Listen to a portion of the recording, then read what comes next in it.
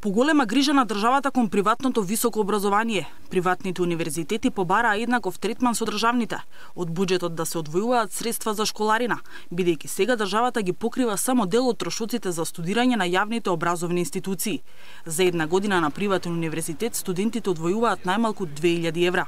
Во овој момент во Република Македонија инкамот од владата на Република Македонија за студентите на приватните универзитети е еднаков на нула. Значи нема никакви бенефиции.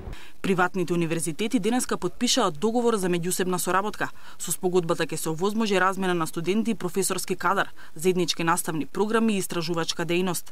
Ректорите побараа од државата стипендии за студентите на приватните универзитети и финансирање во делот на науката.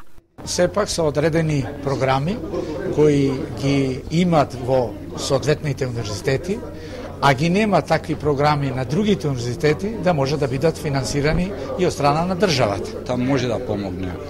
Пред се мислам на одредени проекти кои што се од сферата на науката. Се со цел да се разбиеле табу темите, дека на приватните универзитети до диплома се стигнува многу лесно. Ректорите се сложија да се организира надпревар на студентите од сите високообразовни институции. Резултатите ќе покажале дека таму не се учи за диплома, туку за знаење.